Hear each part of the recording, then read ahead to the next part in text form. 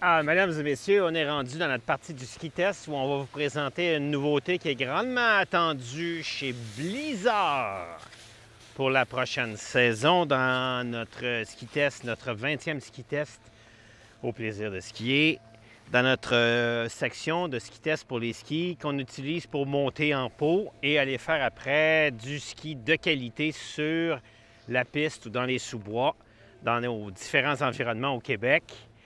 Et pour avoir utilisé en long et en large deux produits chez Blizzard, le 0G que j'avais, le 106 pour la pure montée, quelqu'un qui fait beaucoup de montée, qui s'en va dans vraiment la longue ascension, très léger, en 106, prix plus long pour moi, finissait par me procurer l'effet trampoline que j'aime quand je vais sur la piste, et les Rustler, très prisé par le public pour le ski, même sur piste, pour le ski hors piste. Rustler 9, Rustler 10, Rustler 11, des skis qui ailleurs sur la planète sont appréciés par tout le monde. Par contre, pour l'avoir utilisé le Rustler dans un environnement de Roger Pass qui est vraiment pure montée, je trouvais qu'à la descente, je manquais, pour un skieur comme moi qui n'a pas fait de parc dans sa vie, je manquais de talons. Et donc, j'avais souvent des déséquilibres malgré mon sac sur le dos. J'aimais moins ça. Fait que je préférais skier hors piste avec le 0G. Mais le 0G étant très léger, les sensations quand on frappe de la neige. Fait que, bref, ils sont arrivés en disant, OK, ça fonctionne très bien pour le A, ça fonctionne très bien ça pour le B. Et trouvons donc pas le compromis, mais le meilleur des deux mondes pour se retrouver avec la gamme Hustle de chez Blizzard qui va retrouver les qualités du 0G pour monter à cause de sa légèreté et les qualités des Rustler pour sa descente. Et je dirais on est un peu avec un arrière de 0G et un devant de Rustler.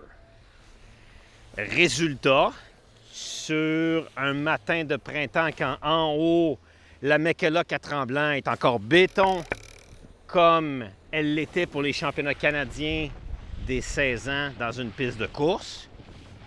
Le Hustle se tire d'affaire à la perfection, même pas aucun problème, malgré le fait que devant, il y a une Kingpin, ce que j'aime moins quand je suis sur la piste. Je préfère une Shift ou une Duke PT où mes orteils sont capables de driver le devant de mon ski. Alors, c'est pour dire comment le Hustle 9 est efficace. Hustle a le 9, dépendamment de la grandeur, on a de 90 mm de largeur, puis quand on agrandit la longueur, on élargit un petit peu la largeur. Donc, on va avoir 92, 93 de largeur quand on prend un plus long. Hustler 10, 100, 101, 102, 103 selon la grandeur. Puis Blizzard, c'est quand même assez unique, là. Ils font un noyau par grandeur de ski par modèle. Après ça, le Hustle 11, où on a 110, 111, 112, 113, selon la grandeur. Et bien sûr, dans le Hustle, on se retrouve avec la technologie du noyau True Blend Core, assisté de carbone pour s'assurer que le ski soit capable de répondre sur la glacée.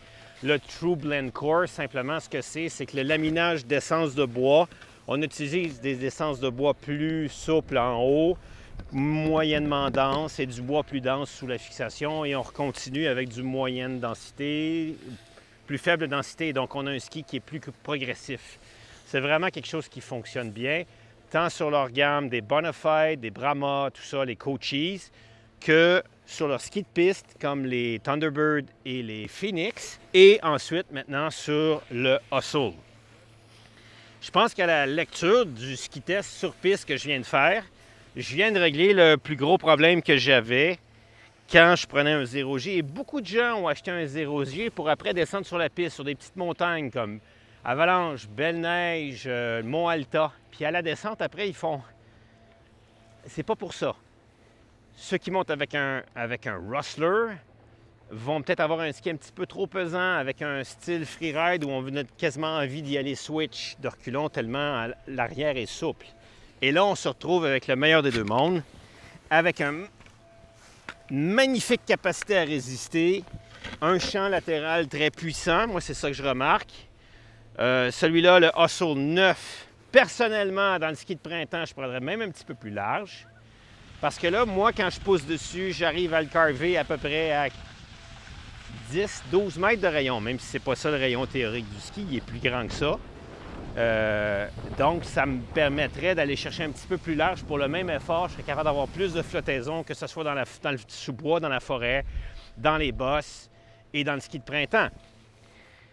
Une des choses que j'apprécie aussi, c'est comment le devant du ski est quand même assez relevé sans être flacotant, si je peux me permettre. Parce que... Et non, il n'y a pas d'étrange à tremblant, c'est qu'ils font du dynamitage en bas de la piste. La spatule est quand même très relevée et passe à travers tout. Mais après, quand on skie, puis on skie plus vite, on ne sent pas qu'elle flac, qu'elle tape. Probablement à cause du carbone qu'il y a à l'intérieur du ski. Donc, Blizzard ne fait pas beaucoup de nouveautés à chaque année. Quand ils en font une, c'est souvent un grand succès. L'année passée, le ski de l'année pour nous avait été le Thunderbird White Body Air 15.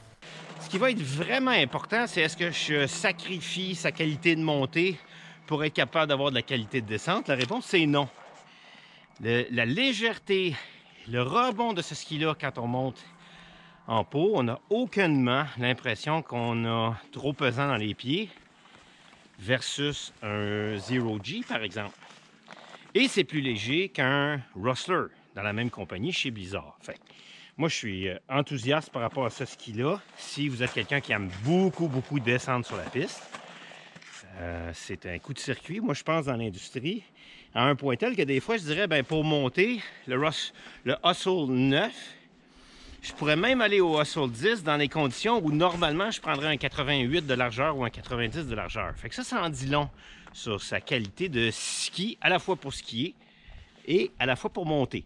Donc, le kit comme ça, moi, personnellement, je préférais encore mettre une double PT en avant, avoir plus la capacité de driver le ski avec mes orteils pour en bénéficier encore plus, ou l'équivalent chez Atomic ou Salomon ou Armada, la Shift. Alors, un Hustle avec une fixe qui a un devant, une butée avant, c'est kit numéro 1 pour monter et kit numéro 1 pour descendre. OK?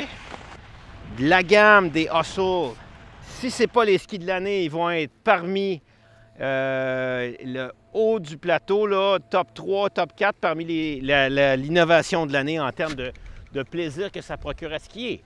Donc, pour l'année prochaine, 22-23, si vous êtes dans ces marchés-là, à la limite, même si vous ne montez pas en pot, je vous dirais que le Hustle est un ski pure piste, que si vous êtes à Sutton ou si vous aimez skier les sous-bois à Val-Saint-Côme ou à Tremblant, va être aussi votre ski.